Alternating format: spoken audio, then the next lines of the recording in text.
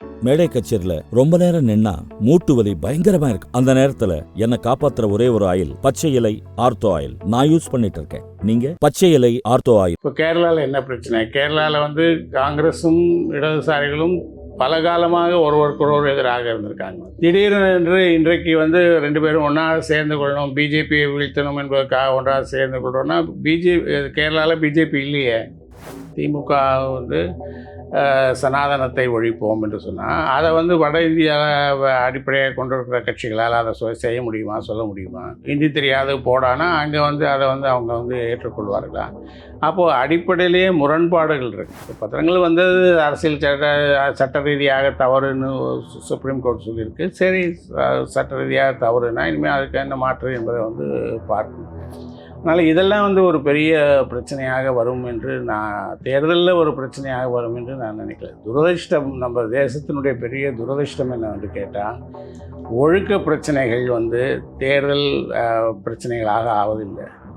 ஜெயலலிதா இருந்த வரைக்கும் சிறிய கட்சிகள் அந்த பெரிய கட்சிகளோடு பேரம் பேசுவதற்கான ஒரு இடத்தை அவர் கொடுத்துருக்கிறார். ஆனால் இப்போ அதிமுக சிறிய கட்சிகளோடு பேரம் பேசி அவர்கள் எப்படியாவது தான் பக்கம் கொண்டு வந்து விட வேண்டும் என்கின்ற ஒரு நிலையில் இருக்காங்க.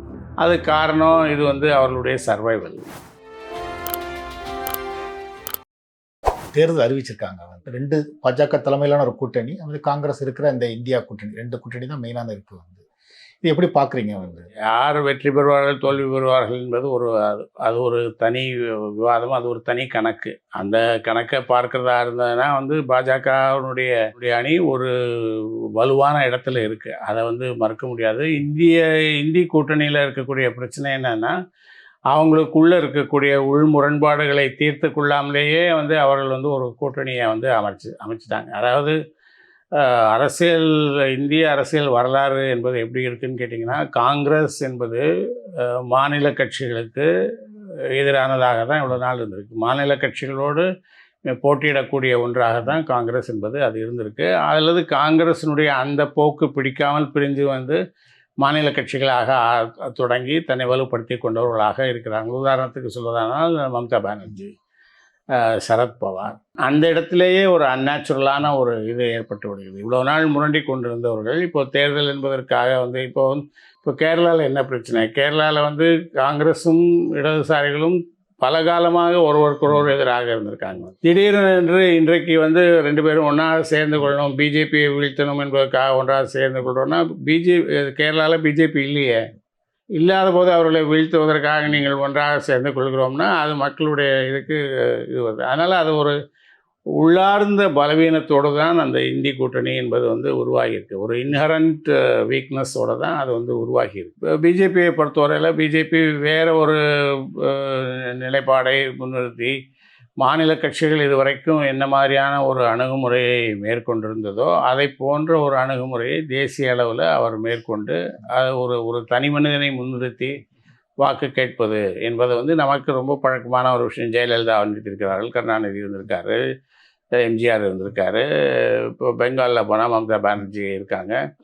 அந்த மாதிரி ஒரு தனி மனிதனை முன்னிறுத்தி வாக்கு கேட்கிற ஒரு மாநில கட்சியினுடைய அணுகுமுறையை பிஜேபி ஒரு தேசிய கட்சியாக அதை எடுத்துக்கொண்டிருக்கு.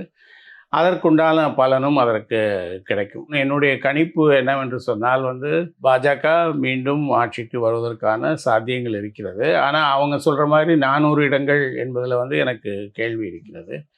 ஆனால் நிச்சயமாக அவர்களுடைய கூட்டணி எல்லாமே சேர்ந்து ஒரு 350 இடங்களுக்கு மேலே கணிசமாக பெறுவார்கள் என்று தான் நான் நினைக்கிறேன். ஏன்னா இந்த கூட்டணி கட்சிகள் இந்திய கூட்டணியில் இருக்கக்கூடிய பிரச்சனை என்னவென்று சொன்னால், ஏற்கனவே ஒருவர் முரண்பட்டவர்களாக அவர்கள் இருக்காங்க. இடஒதுக்கீடு எவ்வளவு தொகுதியை ஒதுக்குவது என்பதிலே கூட அவர்களால் ஒரு ஒத்த நிலைக்கு வர முடியல. தமிழ்நாட்டில் இணக்கமாக இருக்காங்க. தமிழ்நாட்டுக்கு வெளியில் யோசிச்சு பாருங்கள். பெங்காலில் அந்த உங்களுக்கு 4 இடம் கொடுக்குறேன்னாங்க. அதை அவங்களுக்கு ஏற்றுக்கொள்ள முடியாதுன்னு அவங்க மாட்டம் எல்லா இடத்துக்கும் வேட்பாளர் அறிவிச்சிட்டாங்க. அவங்க என்னன்ட்டு இப்போது நிதிஷ்குமார் ஒரு கட்டம் வரைக்கும் அங்கே இருந்துட்டு அப்புறம் அங்கே இருக்க முடியாதுன்னு இங்கே திரும்பி வந்துட்டார். உத்தரப்பிரதேசில் அவங்க சமாஜ்வாதி கட்சி தன்னிச்சையாக காங்கிரஸுக்கு எவ்வளோ இடங்கள் என்று அவங்க அறிவிக்கிறாங்க. காஷ்மீரில் ஃபரூக் அப்துல்லாவோட தேசிய மாநாட்டு கட்சியும் மெஹபூபாவோட பிடிபி கட்சியும் நாங்கள் ஒருவரோடு ஒருவர் சேர்ந்து வேலை செய்ய முடியாது என்று அவங்க சொல்கிறாங்க. திமுக சனாதனத்தை ஒழிப்போம் என்று சொன்னால் அதை வட இந்தியாவில் அடிப்படையாக கொண்டு இருக்கிற கட்சிகளால் அதை செய்ய முடியுமா, சொல்ல முடியுமா? ஹிந்தி தெரியாது போடானா அங்கே அதை அவங்க ஏற்றுக்கொள்வார்களா? அப்போது அடிப்படையிலேயே முரண்பாடுகள் இருக்குது. இதில் ஒரு 10 வருஷம் ஆட்சிக்கு பிறகு பாஜக தேர்தலை சந்திக்குது. இப்போ இதில் இப்போ தேர்தல் பத்திரம் உட்பட நிறைய குற்றச்சாட்டுகளும் வர ஆரம்பிச்சிருக்கு. இப்போ ஊழலுக்கு எதிரான கட்சி, ஒரு வித்தியாசமான கட்சி அப்படிங்கிற அவங்களோட கிளைம்லாம் இன்னைக்கு கேள்விக்குள்ளாகுது. இது பாஜகவுக்கு ஒரு சவாலாக இருக்கும்னு நினைக்கிறீங்களா? இருக்காது என்று தான் நினைக்கிறேன். அதாவது தேர்தல் பத்திர விஷயத்தில் முழுமையான விவரங்கள் இல்லாமல் மிகவும் பெரிய அரசியல் தலைவர்கள், நம்முடைய முதலமைச்சர் உள்பட எல்லாரும் பேசுகிறாங்க. தேர்தல் கமிஷன் விஷயமாக நேற்றைக்கு வரைக்கும் தேர்தல் கமிஷன் 3 ஆவணங்களை வலையேற்றிருக்கு. ஒன்று யார் யார் தேர்தல் பத்திரங்கள் வாங்கினாங்க, இன்னொன்று அந்த அரசியல் கட்சிகள், எந்தெந்த அரசியல் கட்சிகள் அந்த தேர்தல் பத்திரத்தை என்கேஷ் பண்ணி பணமாக மாற்றிக்கொண்டார்கள், இன்னொன்று அரசியல் கட்சிகள் தேர்தல் கமிஷனுக்கு கொடுத்த கடிதங்களுடைய தொகுப்பு. இந்த 3 தான் வந்திருக்கு. இதில் யார் யார் வாங்கினாங்கங்கிறது தெரியும், எப்பப்போ அந்த பத்திரங்கள் என்கேஷ் பண்ணப்பட்டது என்று தெரியும். ஆனால் யார் கொடுத்த பத்திரம் எந்த கட்சிக்கு போயிற்று என்று தெரியாது. இப்போ உதாரணத்துக்கு அவர் மார்டினுடைய நிறுவனமே வாங்கினதில் ஒரு பெரும்பான்மையான 50% மேலான பணத்தை திமுகவுக்கு கொடுத்துருக்காங்க. இன்னொரு கோணத்தில் பார்த்தா ஒரு நாளில் திமுக 5 பத்திரங்களை 7 கோடி ரூபாய்க்கு 7 பத்திரங்களை பணமாக்கி தன்னுடைய கணக்கில் வைத்திருக்கு. அப்போது இந்த 7 ஒரே ஆள் கொடுத்ததா, 7 வேறு 7 பேர் கொடுத்தாங்களா, அல்லது 2-3 பேர் சேர்ந்து கொடுத்தாங்களா தெரியாது. அப்படி இருக்கும்போது இதில் மிரட்டி வாங்கினார்கள் அல்லது ஊழல் நடந்து விட்டது என்று சொல்வதற்கான முகாந்திரம் இல்லை. இன்றைக்கி தான் சுப்ரீம் கோர்ட் ஒரு ஜட்ஜ்மெண்ட் கொடுத்துருக்கு, அந்த நம்பர்களையும் எங்களுக்கு கொடுக்கணும் என்று அது சொல்லியிருக்கு. அது வந்ததற்கு பிறகு அதில் ஏதாவது விழுந்திருக்கா என்று தெரியும். அப்படி கொடுத்தவர்கள் அதை வேறு ஏதாவது பலன்களை அடைந்திருக்கிறார்களா என்பது உறுதிப்பட்டால் தான் அதில் ஊழல் நடந்திருக்கிறதா இல்லையா என்ற ஒரு முடிவுக்கு வரும். ஆனால் இந்த பத்திரங்களுக்கு பின்னால் இருக்கக்கூடிய விஷயங்கள் என்னென்னா, எல்லா அரசியல் கட்சிகளும் தொடர்ந்து 1952 இன்றைக்கி வரைக்கும் எல்லா அரசியல் கட்சிகளும் நிறுவனங்களிடமிருந்து, கம்பெனிகளிடமிருந்து நன்கொடைகள் பெற்று வந்திருக்கின்றன. நேரடியாக பெற்று வந்திருக்கின்றன அல்லது அவர்களுடைய ட்ரஸ்ட் மூலமாக பெற்று வந்திருக்கின்றன. இப்போ டாட்டா நேரடியாக கொடுக்கலைன்னா டாட்டா ட்ரஸ்ட் மூலமாக கொடுத்துருக்காங்க. இதில் இப்போது முந்தி இருந்ததில் என்ன பிரச்சனைனா, அவங்க ரொக்கமாக கொண்டு கொடுக்கலாம். அப்போ அந்த ரொக்கம் எங்கேருந்து வந்தது தெரியாது. இப்போது பிஜேபிக்கு ஒருத்தர் பணம் கொடுக்குறாரு என்று வைத்துக்கொள்வோம். ஒரு கோடி ரூபாய் கொடுக்குறாருன்னா பிஜேபிக்கு பணம் கொடுத்துருக்கிறார் என்கின்ற விஷயம் தெரிய வரும்போது அவரிடத்துல போய் இன்னொரு கட்சி, காங்கிரஸோ திமுகவோ கம்யூனிஸ்டோ போய் அவருக்கு 1 கோடி கொடுத்தீங்களே எங்களுக்கு கொடுங்க என்று கேட்கலாம். இதை நம்ம பஜாரில் நம்ம பார்க்குறோம். பஜாரில் அவங்க கலெக்ஷனுக்கு வரும்போது அந்த கட்சிக்கு கொடுத்து இந்த கட்சிக்கு எனக்கு கொடுன்னு என்று நம்ம கேட்குறோம். அதில் பாதியாக கொடு என்று கேட்குறோம். அதில் அச்சுறுத்தல்கள், மிரட்டல்கள் அப்படிலாம் இல்லாட்டாலும் கூட லோக்கலில் ஒரு டென்ஷனோடு அவர்கள் வேலை செய்யக்கூடிய சூழ்நிலையெல்லாம் இருக்கிறது. எல்லா காலங்கள்லேயும் ஆளுங்கட்சி தான் அதிகமாக பணம் நன்கொடைகளை பெற்றிருக்கு. எந்த கட்சி ஆளுங்கட்சியாக இருந்தாலும் சரி. இப்போ தமிழ்நாட்டிலே எடுத்து பார்த்தீங்கன்னா திமுக 600 சொச்ச கோடி, அதிமுக 4 கோடி. அப்போது அந்த ஆட்சியில் இருக்கிற போது பெறுகிற பலன் என்பதில் ஒன்றாக தான் இவ்வளோ நாள் அதை இப்போ இந்த பத்திரங்கள் வந்ததுனால, பத்திரம் வாங்குகிறார் ஒருத்தர், வாங்கி அதை யாருக்கு கொடுக்குறாரு தெரியாது. வாங்கின எல்லாத்தையும் ஒருத்தட்டையை கொடுத்தாரா, வாங்கினதில் பாதி பிரித்து கொடுத்தாரா, அந்த அரசியல் கட்சிக்கு யார் கொடுத்தாங்கங்க, யார் இந்த பணத்தை கொடுத்தாங்கங்கிறது தெரியாது. ஒரு விதமான ஒரு பாதுகாப்பு அதில் இருக்குது. ப்ரைவசி என்பது அதில் ஒன்று இருக்குது. அந்த அடிப்படையில் தான் இந்த பத்திரங்கள் வந்தது. பத்திரங்கள் வந்தது அரசியல் சட்ட ரீதியாக தவறுன்னு சுப்ரீம் கோர்ட் சொல்லியிருக்கு. சரி, சட்ட ரீதியாக தவறுனா இனிமேல் அதுக்கு என்ன மாற்று என்பதை பார்க்கணும். அதனால் இதெல்லாம் ஒரு பெரிய பிரச்சனையாக வரும் என்று தேர்தலில் ஒரு பிரச்சனையாக வரும் என்று நான் நினைக்கிறேன். துரதிர்ஷ்டம், நம்ம தேசத்தினுடைய பெரிய துரதிர்ஷ்டம் என்னவென்று கேட்டால், ஒழுக்க பிரச்சனைகள் தேர்தல் பிரச்சனைகளாக ஆவதில்லை. ஒழுக்க பிரச்சனைகளின் அடிப்படையில் மக்கள் வாக்களிப்பதில்லை. தமிழ்நாடு பாலிடிக்ஸ் வந்துட்டோன்னா இன்றைக்கி கிட்டத்தட்ட எல்லா கட்சிகளும் திமுக அவங்க கூட்டணி பேச்சுவார்த்தையை முடிச்சிட்டாங்க. பாஜக அவங்க கூட்டணி கட்சிகளோட பேசிகிட்டு இருக்காங்க வந்து. இப்போ அதிமுக கிட்டத்தட்ட எப்பவுமே தேர்தலில் வந்து அதிமுக தான் முதல்ல அந்த கூட்டணி பேச்சுவார்த்தையை பண்ணுவாங்க. இன்னைக்கு இப்போ எதுவும் இல்லாமல் இருக்காங்க. இந்த இதை எப்படி பார்க்குறீங்க? அதிமுகவுக்கும் பாஜகவுக்கும் வந்து ஒரு விரிசல் ஏற்பட்டது என்பது வந்து யாருக்கு பலவீனம் என்பது தான், அதைத்தான் இந்த தேர்தல் முடிவு செய்ய போகுது. இப்போ வந்து அதிமுகவுக்கு தான் பலவீனம் என்பது இதுவரைக்கும் நமக்கு தெரிய வந்திருக்கக்கூடிய ஒரு விஷயமா இருக்குது. அவங்களோட கூட்டணி சேர்வதில் வந்து பெரிய கட்சிகள் வராமல் இருந்ததுங்கிறது இப்போ தான் இன்றைக்கு தேமுதிக அவர்களோட உடன்பாட்டுக்கு வந்திருக்காங்க. ஜெயலலிதா இருந்த வரைக்கும் வந்துட்டு சிறிய கட்சிகள் வந்து அந்த பெரிய கட்சிகளோட பேரம் பேசுவதற்கான ஒரு இடத்தை அவர் கொடுத்தது கிடையாது. தேமுதிகவை வந்து தன்னுடைய கூட்டணியில் சேர்த்து கொண்ட போதே, விஜயகாந்த் இருக்கும்போது ஜெயலலிதா பேச்சுவார்த்தைக்கு போல. இடதுசாரி நண்பர்கள் தான், ஜி ராமகிருஷ்ணன் போன்றவர்கள் தான் விஜயகாந்தோட பேசி அவர்களை வந்து வழிக்கு கொண்டு வந்தாங்க. மதிமுகவுக்கும் அதே மாதிரியான ஒரு சூழ்நிலை நடந்தது உண்டு. விடுதலை சிறுத்தைகள் அதிமுகவிலேருந்து வெளியேறினதற்கும் அதுதான் காரணமாக இருந்துச்சு. ஆனால் இப்போ வந்து அதிமுக வந்து சிறிய கட்சிகளோடு பேரம் பேசி அவர்களை எப்படியாவது தான் பக்கம் கொண்டு வந்து விட வேண்டும் என்கின்ற ஒரு நிலையில் இருக்காங்க. அது காரணம் இது வந்து அவர்களுடைய சர்வைவல். 2026க்கு முன்பாக அவர்கள் தங்களுடைய வலிமையை வந்து நிரூபித்து காட்ட வேண்டிய ஒரு சூழ்நிலையில் இருக்காங்க. தொடர்ந்து அவங்க வந்து ஜெயலலிதாவுக்கு பிறகு தொடர்ந்து தோல்விகளை எதிர்கொண்டு வந்திருக்காங்க. அதனால அவங்களுக்கு ஒரு சர்வைவலுக்கான ஒரு பிரச்சனையாக அது வந்து இருக்குது. பாஜகவுக்கு வந்து தான் வளர்ந்திருக்கிறோம் என்று அவங்க சொல்வதை நிரூபித்து காட்ட வேண்டிய ஒரு கட்டத்தில் அவங்க இருக்காங்க வந்துட்டு. அதனால் இப்போது என்னுடைய பார்வையில் என்னென்னு கேட்டிங்கன்னா, திமுக உள்பட இந்த தேர்தலை வந்து 2026 தேர்தலுக்கான ஒரு முன்னோட்டமாக, ஒரு பயிற்சி கலனாகத்தான் இதை வந்து அவங்க பார்க்குறாங்க.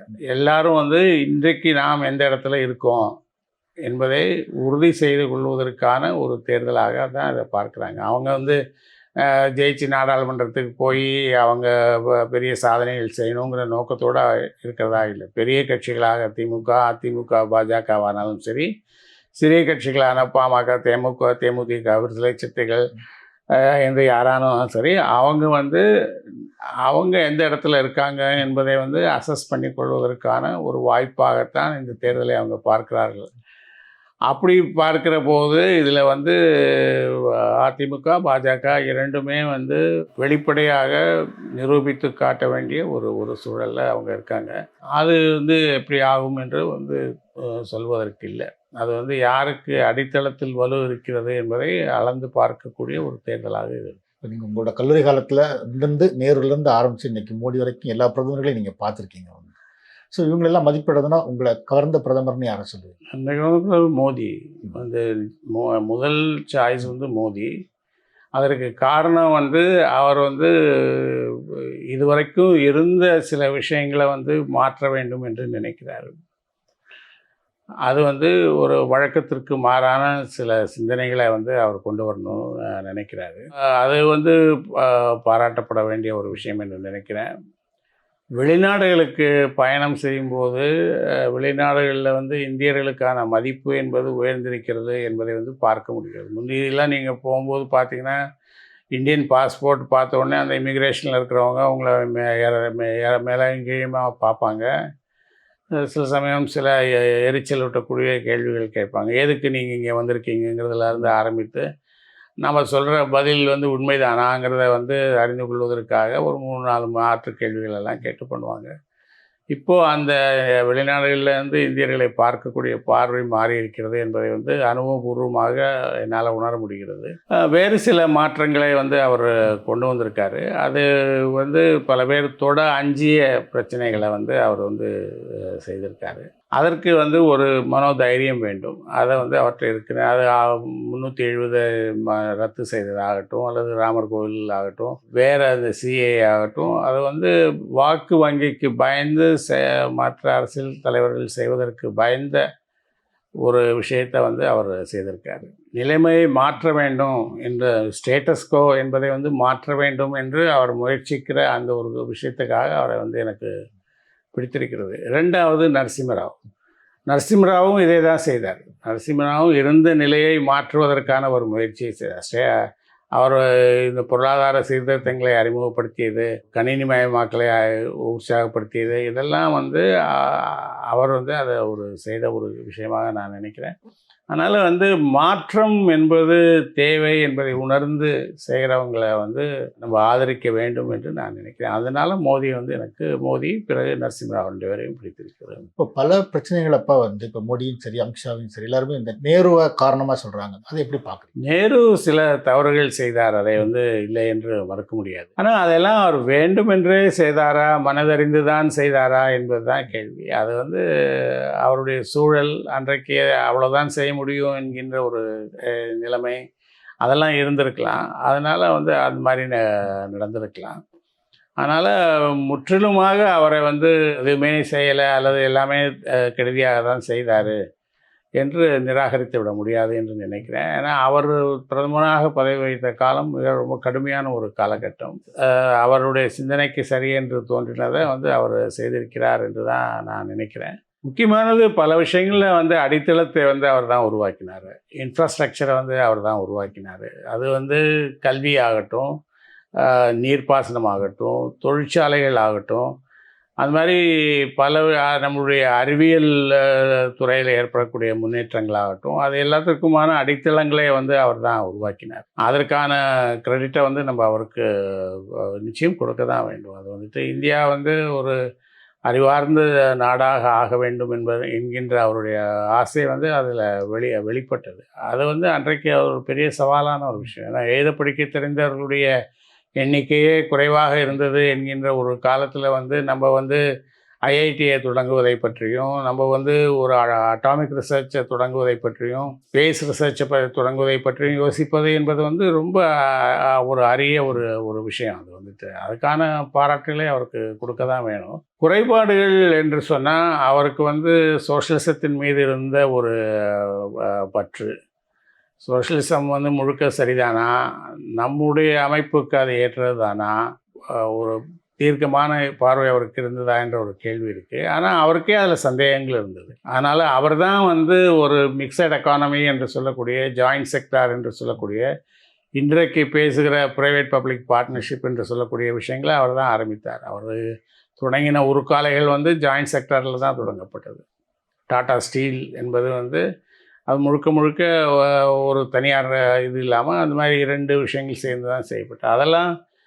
அதனால் வந்து அவர் தனக்கே உறுதியாக தெரியாத விஷயங்களில் வந்து ஏன் அப்படி ஒரு நடவடிக்கைகள் எடுக்க வேண்டும்? உள்ளூர மனதளவில் நான் சோஷலிஸ்ட், ஆனால் வந்து நடைமுறையில் நான் வந்து ஒரு கலப்பு பொருளாதாரத்துக்கான ஒரு மனிதன் என்பதை வந்து அதனால் தடுமாற்றங்கள் ஏற்பட்டது. காஷ்மீர் விஷயத்தில் நடந்த குளறுபடிகள் வந்து 370 வந்து நாங்கள் அனுமதிக்க முடியாது என்று அம்பேத்கர் சொல்கிறாரு.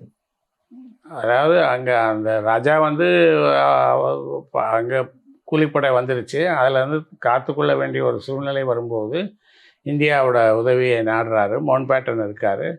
மவுண்ட் பேட்டன் இவர் அனுப்பிச்சு, விபி மேனன் அனுப்பிச்சு அவரோட டாக்குமெண்ட்டில் கையெழுத்து வாங்கிட்டு வர்றாரு. அந்த டாக்குமெண்ட்டில் கையெழுத்து போடும்போது ராஜா சொல்கிறாரு, நான் இப்போ இதை ஏற்றிருக்கிறேன், ஆனால் இனிமேல் வரக்கூடிய உங்களுடைய அரசியல் சட்டத்தை ஏற்க மாட்டேன் என்று சொல்கிறாரு. தனக்கு தனியான அந்தஸ்துகள் கொடுக்கப்பட வேண்டும் அந்த மாநிலத்துக்கு என்று சொல்லி ஃபருக் அப்துல்லாவை வந்து அனுப்புகிறாரு. ஃபருக் அப்துல்லா வந்து நேருகிட்ட வந்து சொன்னோடனே, நேரு வந்து நீங்கள் அம்பேத்கர்கிட்ட பேசுங்கிறாரு. அம்பேத்கர்கிட்ட பேசும்போது, நீங்கள் எங்களுடைய பணத்தை பயன்படுத்துவீங்க, எங்களுடைய தொலைத்தொடர்பு வசதியை பயன்படுத்துவீங்க, எங்களுடைய இராணுவத்தை பயன்படுத்தி உங்களை பாதுகாத்து கொள்வீங்க, ஆனால் எங்களுடைய மாநிலமாக இருக்க மாட்டீங்கன்னு சொல்வதை வந்து நான் எப்படி ஏற்றுக்கொள்ள முடியும்? அதனால் அதை ஏற்றுக்கொள்ள முடியாது என்று சொல்கிறாரு. அதற்கு பிறகு அந்த 370வது ஷரத்தை வடிவமைக்கக்கூடிய பொறுப்பை வந்து கோபால்சாமி ஐயங்கார்கிட்ட கொடுக்கப்படுகிறது. கோபால்சாமி ஐயங்கார் இங்கே காஷ்மீரில் நிர்வாகியாக இருந்தவர். அதனால் அவர் அதை வடிவமைக்கிறாரு, அதை கொண்டு வர்றாரு. அது நேருவோட ஆதரவோடு நாடாளுமன்றத்தில் வந்து நிறைவேற்றப்படுகிறது. அதுவும் பட்டேல் போன்றவர்களுடைய எதிர்ப்பின் காரணமாக அது ஒரு தற்காலிகமான ஏற்பாடு என்று சொல்லி நிறைவேற்றப்படுகிறது. அந்த மாதிரியான குழப்பங்கள், அதே மாதிரியே வந்து கட்சிக்குள்ளே வந்து அதாவது இப்போது அவருடைய காலத்தில் மாநிலத்தில் வந்து வலுவான தலைவர்கள் இருந்தாங்க. ஆனால் அது தொடர்வதற்கான முயற்சி, அதாவது ஏற்பாடுகளை வந்து அவர் வந்து அதில் வந்து பெரிய அக்கறை காட்டல. முழுக்க அந்த மாநிலத்தை வந்து அந்த தலைவர்கள் கையில் ஒப்படைச்சிட்டாரு. அப்படி ஒப்படைச்சதுனால வந்து அந்த தலைவர்களுடைய விருப்புக்கேற்ப இங்கே வந்து இதாகிடுச்சு. அதனால் கோஷ்டிகள் உருவாச்சு.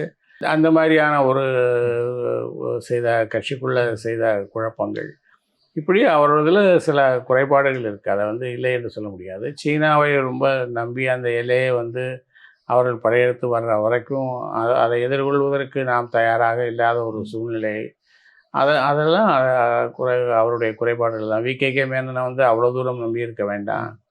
அப்புறம் அவரோட ஆட்சியில் நடந்த ஊழல்கள் வந்து முந்தாரா ஊழல், அந்த மாதிரியான ஊழல்கள், அதுக்கெல்லாம் இடம் கொடுத்தது என்பதெல்லாம் அவருடைய குறைபாடுகள் என்று தான் நான் ராகுல் காந்தி வந்து அந்த இந்தியா கூட்டணி கூட்டத்தில் பம்பாயில் பேசும்போது வந்து அவர் என்ன சொல்கிறாரு அப்படின்னா, அந்த நம்ம வந்து ஒரு கட்சி எதிர்த்து போராடலை, இந்து மதத்தில் இருக்கிற ஒரு உயர் அதிகாரத்தில் இருக்கிற ஒரு தரப்பை எதிர்த்து தான் போராடுறோம். அவங்க தான் மணிப்பூர் கலவரத்துக்கு காரணம், அவங்க தான் இன்றைக்கு இந்தியாவை செலுத்து கொண்டிருக்காங்க அப்படின்னு சொல்கிறாரு. கிட்டத்தட்ட பெரியாரோட குரலில் அவர் பேசுகிறாரு. இது எப்படி பார்க்குறீங்க?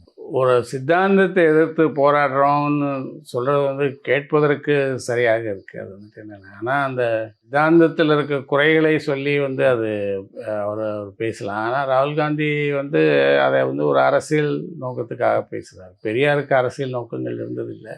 இந்து மதம் என்பதே தவறு என்பதை போல் வந்து சொல்லிவிட முடியாது. இந்து மதத்தில் சில நல்ல அம்சங்கள் இருக்குது. இன்றைக்கு சொல்லப்படுகிற சில அம்சங்கள் இந்து மதத்தினுடைய ஒரிஜினல் இந்து மதத்தினுடைய அம்சத்தில் இருந்ததில்லை. அந்த தீண்டாண்மை என்பது இருந்ததில்லை, சதி என்பது இருந்ததில்லை.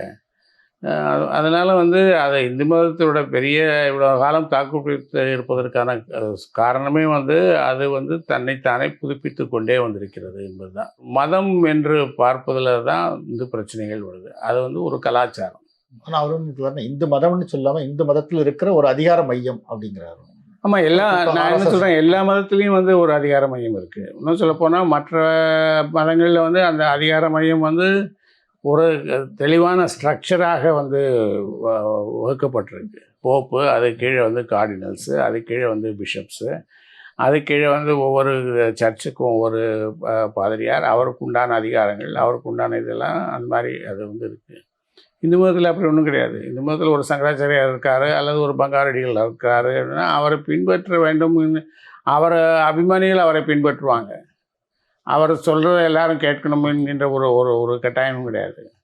இஸ்லாமில் வந்து அதே மாதிரி அதிகாரம் வரையறுக்கப்பட்டு அது இருக்குது. அதனால் வந்து இந்து மதத்தில் இருக்கக்கூடிய அந்த அதிகார மையம் அல்லது அதிகாரத்துவம் என்பது வந்து ரொம்பவும் குறைவு கம்பேரிட்டிவ்லி. அதை மற்ற மதங்களோடு ஒப்பிடுகிற போது ரொம்பவும் குறைவு வந்து. அவர் வந்து இந்த மாதிரி பல விஷயங்களை வந்து அவர் வந்து தெளிவில்லாமல் பேசுகிறார். அவருக்கு வந்து இந்திய சமூக அமைப்பு என்பதை பற்றின ஒரு தெளிவான புரிதல் இல்லை என்று நான் நினைக்கிறேன். உதாரணத்துக்கு சொல்வதானா, மோடியை திட்டுறோம் என்று நினைத்து கொண்டு அவர் மோடி என்கின்ற ஒரு மொத்த சமூகத்தையும் குறை சொல்கிறார். அது மோடி என்பது ஒரு சமூகம், ஒரு சமூகத்தினுடைய பெயர் என்பது அவருக்கு தெரிஞ்சு செய்கிறாரா தெரியாமல் செய்கிறாரா தெரியல வந்துட்டு என்னென்று. ஒரு பொதுவான தேர்தல் அறிக்கையை வந்து இந்திய கூட்டணியினால் கொண்டு வர முடியுமா? அல்லது வந்து ஒரு பொதுவான செயல் திட்டத்தை, காமன் மினிமம் ப்ரோக்ராமை வந்து அவங்களால கொண்டு வர முடியுமா? அதாவது ஏன் கொண்டு வர முடியாதுன்னா, இப்போ வந்து இவருடைய கருத்தையே இவருடைய கட்சிக்குள்ளே இருக்கிறவர்களே எதிர்க்கிற ஒரு நிலைமை தான் இருக்குது. அது வந்துட்டு என்னன்ட்டு அந்த குறைபாடுகள் அவர்கிட்ட இருக்குது. அதை அவர் வந்து தன்னைத்தானே வந்து இது பண்ணி சுய விமர்சனம் செய்து கொண்டு அவர் தன்னை வந்து செப்பனிட்டு கொள்ள வேண்டும். அதை வந்துட்டு என்னென்று தனிப்பட்ட முறையில் தாக்குவதன் மூலம் வந்து அவர் வாக்குகளை இழக்கிறார் என்பது என்னுடைய அபிப்பிராயம் வந்து. அதாவது 2014 பார்த்தீங்கன்னா அவரை வந்து மரண வியாபாரி, மோதியை சொல்கிறேன், மோதியை வந்து மரண வியாபாரி, மோதியை வந்து டீ விற்றவர், அந்த மாதிரியான விஷயங்களை வந்து பேசினார். ஆட்சி போயிடுச்சு 2019 வரும்போது அவர் வந்து திருடன், சோர், சவுக்கிதார், அது மாதிரியான ஒரு தனிப்பட்ட முறையில் வந்து தாக்கி பேசுகிறதா இருக்குது. அதுக்கு பிறகு இப்போ 2024 5 மாநில தேர்தல் நடக்கும்போது அவரை வந்து ஒரு பேட் ஓமன், ஒரு துரதிர்ஷ்டசாலி என்பதை போல் வந்து அவர் வந்து பேசுகிறாரு. ஆனால் நேரு குடும்பத்தில் இருந்தவங்க யாரும், நேருவோ இந்திரா காந்தியோ எதிர்க்கட்சி தலைவர்களை வந்து தனிப்பட்ட முறையில் தாக்கி பேசியது கிடையாது. இப்போது நேருவுடைய காலத்தில் லோகியா அவருடைய கடுமையான விமர்சகர். லோகியாவை பற்றி நேரு வந்து தனிப்பட்ட முறையில் பேசினது கிடையாது. அவர் அதிகபட்சமாக பேசினது நான்சென்ஸ் என்று சொன்னது இங்கே தமிழ்நாட்டுக்கு வந்தபோது இந்த திராவிட கட்சிகளை பார்த்து அவர்கள் பிரிவினை பற்றி பேசி கொண்டிருந்த காலகட்டத்தில் அவர் அதை வந்து நான்சென்ஸ் என்று சொன்னார். அதுதான் அவருடைய அதிகபட்ச கடுமையான வார்த்தை. அந்த மரபில் வந்தவங்க அதை விட்டுட்டு ஒரு தெருவில் ஓரமாக பேசக்கூடிய ஒரு பிளாட்ஃபார்ம் ஸ்பீக்கர் போல் பேசுவது என்பது அவருடைய ஸ்டேச்சருக்கு பொருத்தமாக இல்லை. அது வந்துட்டு வெறும் தனிநபர் தாக்குதல்களில் ஈடுபடுவது என்பது அந்த கட்சிக்கு உதவாது.